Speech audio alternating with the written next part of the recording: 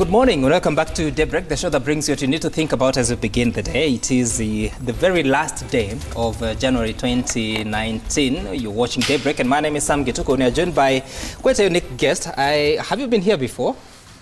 Not for this program. Okay, so this is Governor Martin Wambora, the governor of Embu County, who has quite survived a lot of trials practically. But now he's here. How is it? How are you this morning after winning that Supreme Court petition yesterday? Feeling wonderful. Wonderful, kabisa. Very, very wonderful. Okay. Feeling very, very good. Right. And I want us to begin the conversation from where it all began. If we have those slides, that on the 28th of January 2014, the governor, Martin Wambora, was impeached by the County Assembly of Embu. On the 14th of February 2014, a committee chaired by Senator Boni Halwale, who we just spoke to a few minutes ago, impeached him. That is, they confirmed the impeachment by the Embu County Assembly. But the governor went to court, at the High Court, and the impeachment was nullified as being that it was pursued when there was a court injunction. Then after that, the County Assembly was at it again. Then on 29th of April 2014, they impeached him again. On the 13th of May 2014, the Senate agreed with the County Assembly and he was impeached again. Then on the 12th of February 2015, the High Court confirmed that impeachment. Then come 11th of December 2015, after the governor petitioned that case, appealed that case at the Court of Appeal, the Court of Appeal nullified that impeachment. That was 2015. How many months? About almost 24 months after the initial impeachment. So we'll focus on the rest later. But first, on the 27th of April 2017, we'll get Governor Wambora won the Jubilee ticket to be elected as governor.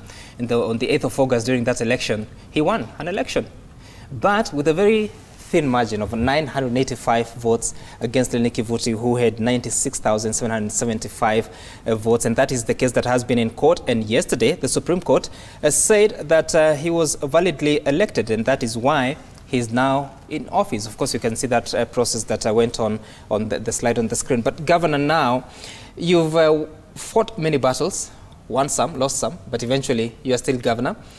What has this taught you in this entire process since 2014? Resilience,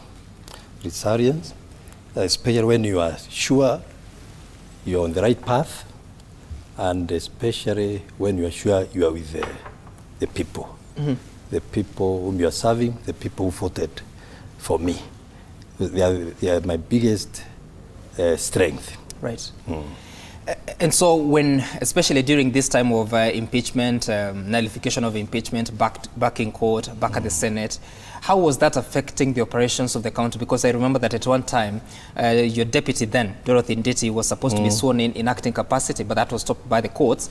How was it affecting operations of the county? It really did affect the operations of the county, because there was a period of about 2 months when I was not in the office, when I was out of the office. And things which happened, I would not even want to make it, I would not want them to ever happen again. Okay. And that's why the two Court of Appeals which ruled in my favor, the Nyeri High Court and the Nairobi High Court, which ruled in my favor, came up with very stringent rulings to ensure such a thing will never happen again. Oh yes, even during impeachment. Okay. As long as it has not been confirmed by the courts. Oh yes. And when the courts were making this decision, they said that yes, there were ills committed by the county government, but now they were having challenges on narrowing down to individual responsibility. But still, some money was embezzled. Do you agree with that? No, I don't. I don't, because there was no money which was embezzled. Two small issues. One was about maize, costing 3.2 million. But papers kept on saying it started 2.2 million. Actually, some say it's 35 million. Of course, it was nonsense. It was just 3.2 million. Maize which was hurriedly acquired. And even when I appeared before the Senate committee of PIC, they cleared the issue completely. because the procedures were followed, but there was a lot of fitina. It was just fitina. The stadium used to be very dusty during the campaign. Our stadium is very good now. And we had just renovated the place, improved the drainage. We had brought manure, we had planted grass, and some people thought money had been embezzled.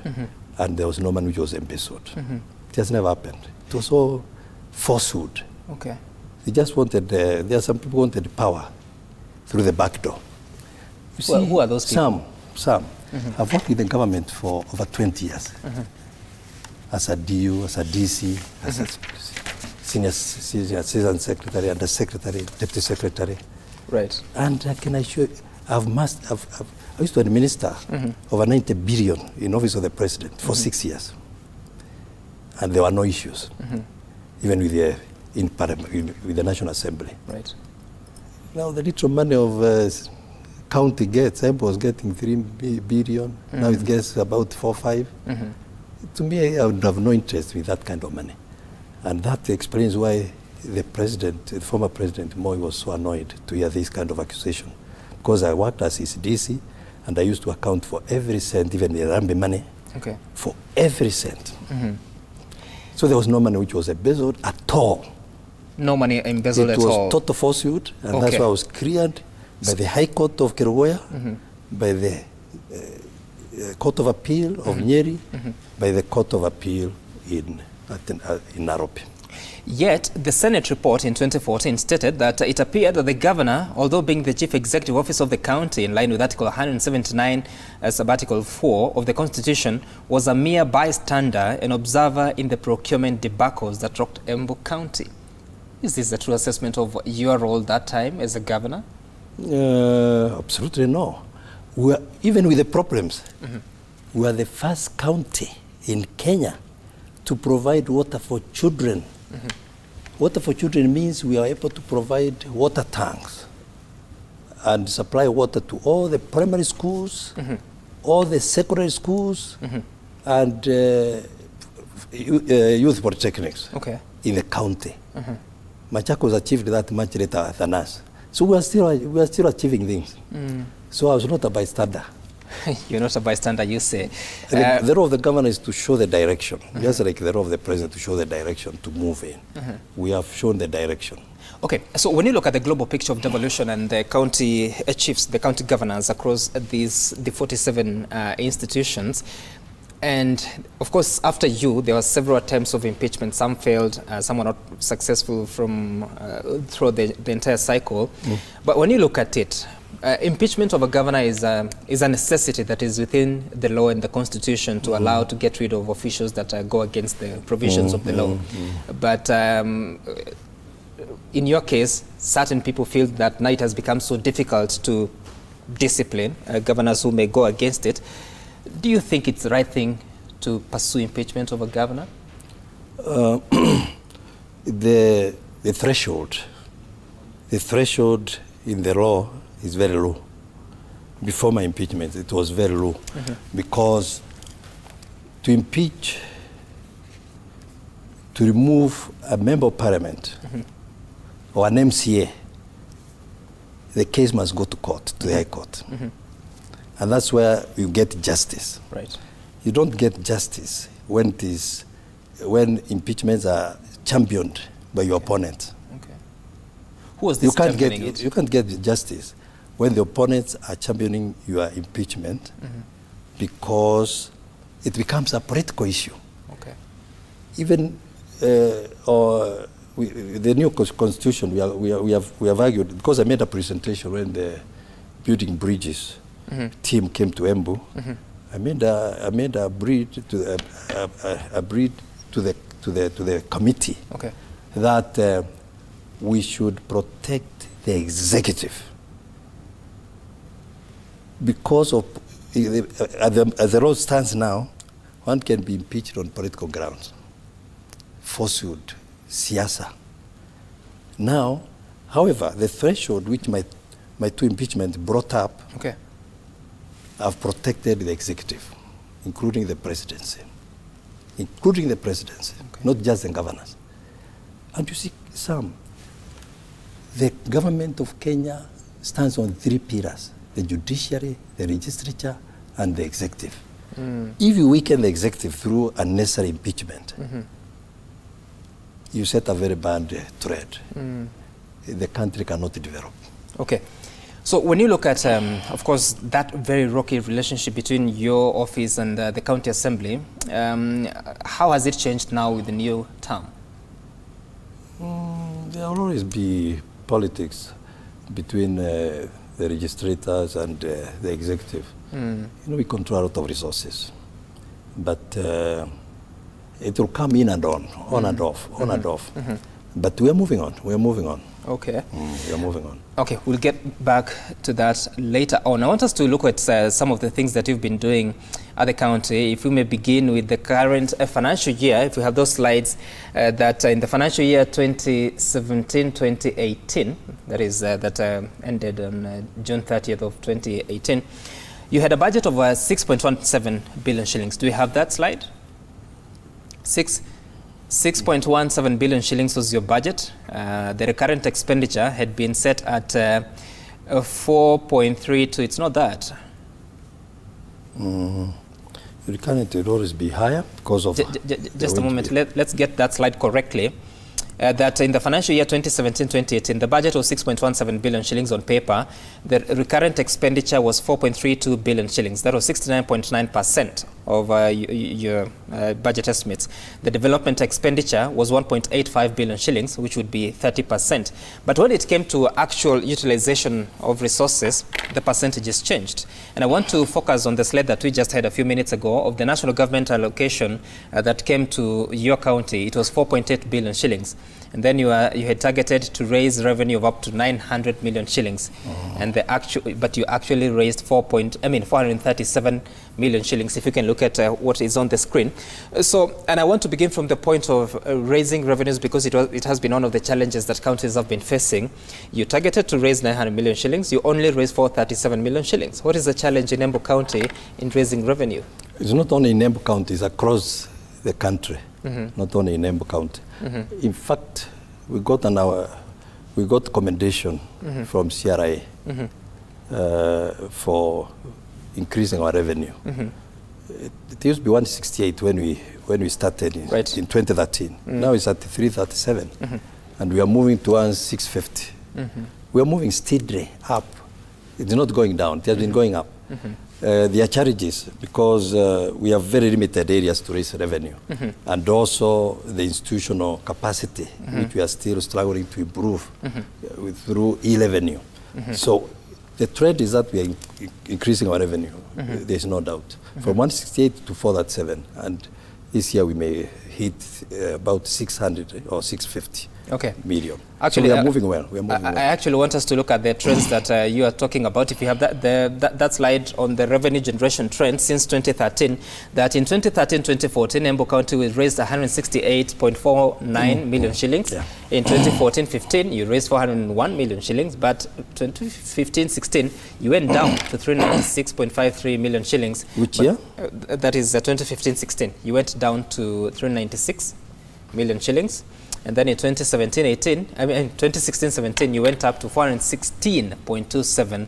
Now, for the last financial year, you are at 437 million shillings, and you're hoping that the current financial year you reach 950 million. 650. Well, I'm talking about your target based on the control of budget report. But now you're saying that you reached 650 million shillings. 650. Yes, just a few days ago, the Deputy President chaired the meeting, IBEC meeting, and he was challenging the counties to raise more revenue to finance their processes and operations.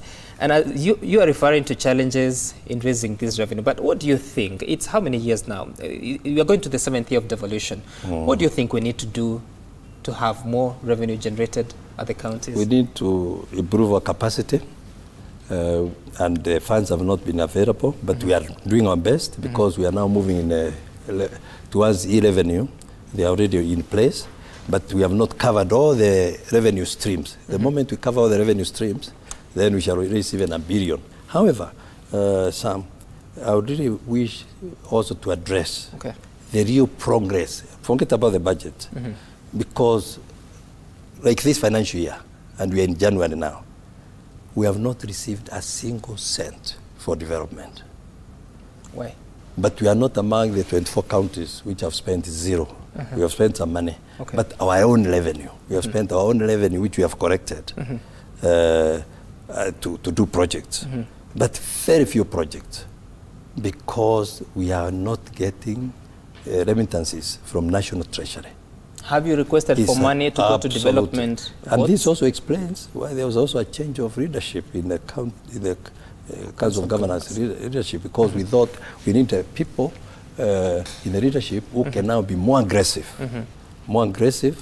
with the national government and especially the National Treasury to ensure we are getting what is meant for us. Because we are not able to do our project and especially provide also essential services when we are not receiving funds from the national. Let me ask you a specific question, because when I look at the control of budget report for Q1, that is between July, August, September, it appears that you spent up to 921 million shillings, and out of this, 863 went to recurrent expenditure. Then you spent 58 million shillings for development. But now you're telling me that this money you haven't received anything going to the development. You know, recurrent is on its mostly salaries. Yes. And medicine for hospitals and all those essential services, which we cannot do without. So why? So that one must be, they provide that. They provide that. Why is the Exchequer releasing money for recurrent and not development? It's because they don't want to give us our total share. Why? Possibly debt, possibly national debt, possibly, I'm just guessing. Could be one of them. Do they explain when you write to them or speak to them? No, they don't. They don't explain. And we have 2 weeks ago, we were trying to make an effort to have a meeting with the control budget, and it was not possible. The leadership of the Council of Governors. But we shall continue making an effort to reach the national leadership so that we make our case. We cannot develop without funds for development. However, Sam, if you don't mind, I would want us also to address real projects, real development in the county. Because my people who are watching this program would want us to highlight. We are really, you know, when you hear Embu, you think impeachment, you think that's true. Political squabbles. We have done great things in Embu County. Just before just before you enumerate those, allow me to give you the figures that you've been receiving from the national government. If you have that slide, that right in 2012-2013, the county received, of course, that time you may not have been governor, especially towards the end of 2012. The county received 206 million shillings. In 2013-14. The county received 3.3 billion shillings. The following year, 3.9 billion shillings. 2015-16, 4.6 billion shillings. 2017-18, 4.8 billion shillings. And for the current financial year, 2018-19, you're hoping to receive up to 5.9 billion shillings. That is inclusive of the conditional grants that come not just from the national government, but also the development partners. So in total, by the end of this financial year, that is June 2019, you'll have received about 26.9 billion shillings. What do you have to show for it in the county? That's a wonderful question. Very, very good question. What we have to show for it is, one, we have made a lot of progress in the sector of health. In the sector of health, we have put up over 100 health institutions, new ones, in addition to the existing ones, and rehabilitated others. Then we have also upgraded our 6 level 4 hospitals, which we call sub-county hospitals. Including we have upgraded them completely. And one of the key things is the facilities like these equipments for mini operations to offload the big ones, the big hospital, the level 5 hospital. For level 5 hospital, we are fully operational with ICU and high dependency unit. Of course, the equipment which were delivered by the national government, but we have operationalized. We have rehabilitated all our theaters, and all 6 theaters are fully operational. And one of the most successful theater which we have developed is that one of brain surgery. We have conducted over 125 brain surgeries since November last year. 100? Over 125 brain surgeries. I don't think that has happened anywhere else in the county hospitals. Some cases have been referred by Kenyatta National Hospital to Embu. Right. So we are moving very, very steadily, and we are making progress. Then we have also made a lot of progress in the field of value-addition in the agriculture sector. Right now we have 3 factories processing macadamia, and we are now... Are they government-owned? They are not government-owned, but you see, private investors? The county government has been in the forefront to promote PPP and also promote private sector. Okay. We are now working with, this year we are going to open our coffee mill, and the buyers from overseas will be buying our coffee directly from our coffee mill in Embu County. Within the next 1 month, it will be operational. Okay. We are working very closely with the development partners. You see, the money we get cannot be enough. Even the national government has to partner with the development partners and also with private sector to create factories because of employment for the youth. We have also, of course, made a lot of progress in the ECD centers for our children. And we have built a lot of classes, over 150 new classes for the kids. And are there teachers employed there? They are permanent and pensionable. By the government? By the county government. Okay. Permanent and pensionable. There are over 500 teachers, and they are better paid than the teachers in the primary school. Absolutely. Right. And I want to focus on the recurrent expenditure going so high, because when you are writing your budgets, you say that you want to spend up to 69.9 or 70% on recurrent, but eventually it comes to more than that, sometimes near 80. And it would indicate partly to personal emoluments that are so high. What is the size of your workforce, and do you think that you need all of them? Our biggest problem, Sam, is the workforce we inherited from the defunct local authorities. We can't sack them. We can only wait for natural attrition because their unions will go to court, and it has been impossible to deal with that problem without assistance to find people whom we can lay off to reduce the workforce. That is our biggest problem. So you have to get stuck in that? We are stuck. 7 years down the line? We are stuck, and it's a very big effort to reach the threshold of 30% for development because of that burden. And these are people who are not really very well trained, because we have, and they negotiated for very high salaries with their unions. And we cannot interfere with those rates, unfortunately. Yet. A driver of defunct local authority gets 3 times the salary I pay my driver as a governor. It's a very sad situation. Yet you're the chief executive of the county. Why is it not possible to execute what you would wish to see? You cannot reverse it because there was a negotiated deal with the unions. It cannot be reversed. Okay. So these are problems we have to live with.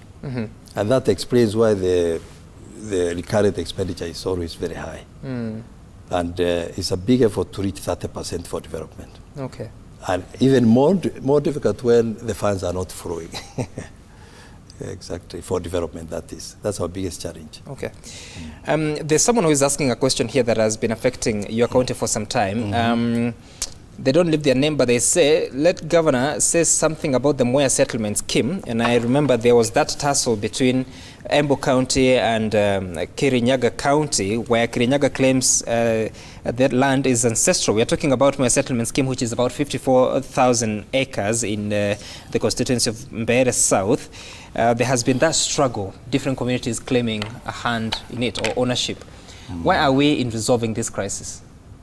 We would have resolved it by now if it was not for the intervention of the Minister of Interior, where they stopped the process of finishing the resettlement. Title deeds were prepared by my team, the county team, and national government team in the lands office. Over 7,000 titles, and issued out. They have been issued out. To who? To the to the people from various communities. As you said, Mwea is a boiling point for various communities. And we have 4 major communities in Mwea, and also in Embu, but concentrated in Mwea. That is especially where the scheme is in Makema. We have the Beres, we have the Embu communities, we have the Kamba communities, and Kikuyu communities. There are 4 main communities. These ones have nothing to do with Kirinyaga County. And we told CS Matiang as much.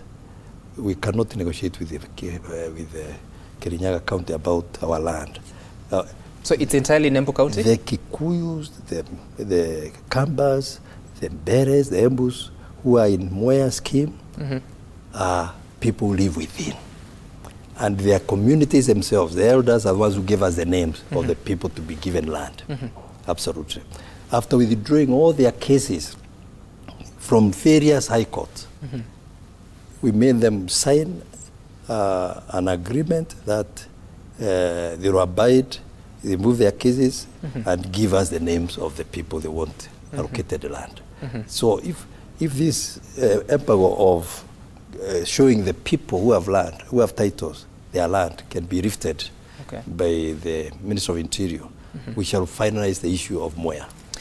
I'm struggling with, you said that it has nothing to do with Kirinyaga County, but your fellow governor, Anwe Guru, has been speaking about it.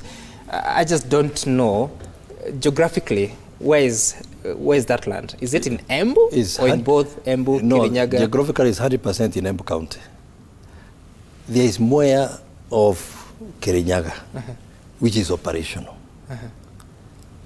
And we have no problem with it. Okay.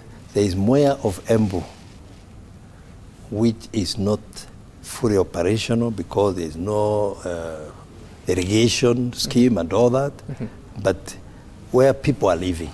So these 54,000 from various communities. These 54,000, are they in Embu or both counties? Only in Embu.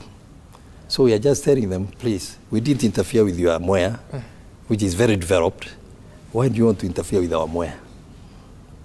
Since 1934, the Carter Commission, that's when the boundaries were set. Have you had a conversation with Governor Waiguru on this? Only on telephone conversation, because there was a time we had been convened by the Ministry of Interior, the CS Interior, and I told her, for us, we cannot participate because there are no issues with the Kirinyaga. It's an entire Embu affair, absolutely, and we shall resolve it internally. Okay. We have very many Kirinyaga people in the scheme, and they got 10%. We have Wambora has got 40%.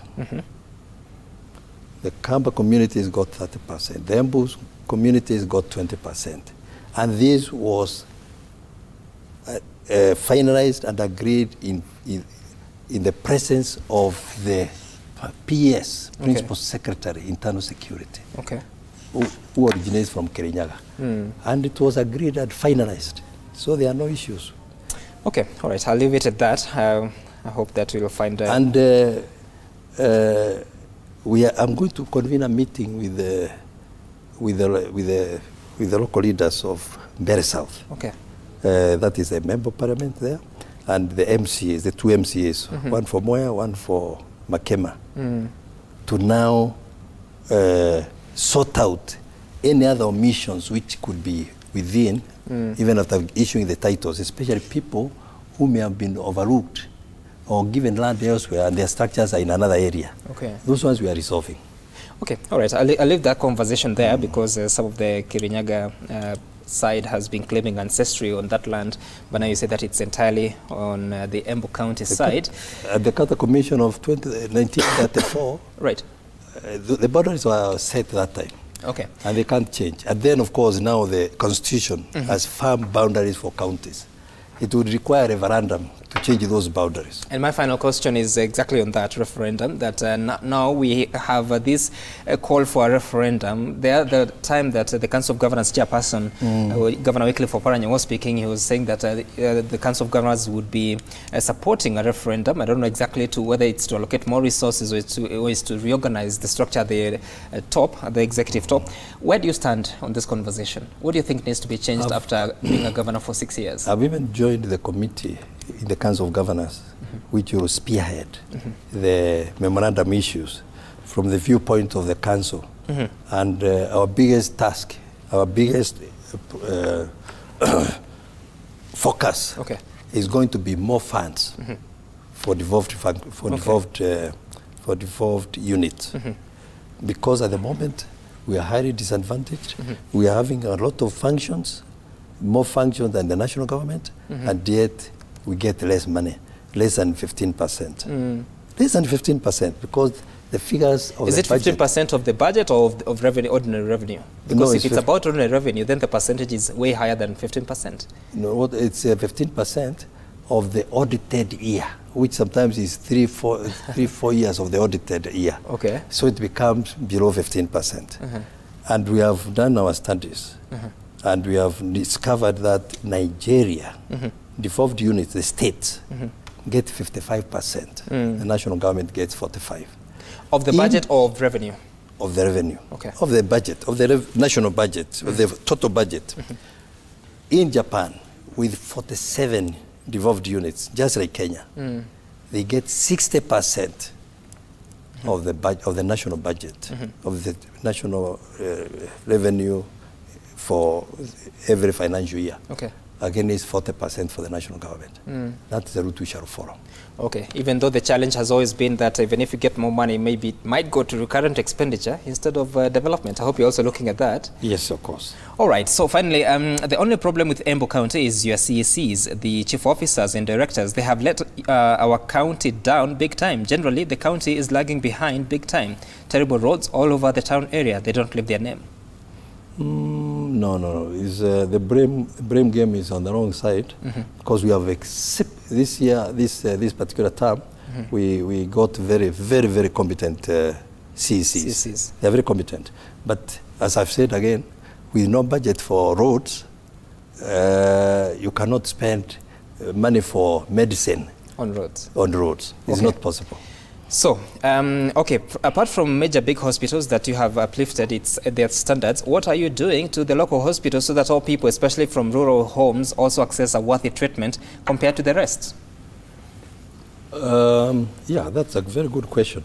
What we have done is to make sure for every 5 kilometers, between 5 and 7, there's a dispensary or health center, so that every part of the county, the local people are catered for. And also we have ensured there's enough medicine, especially at that level of dispensary and health centers.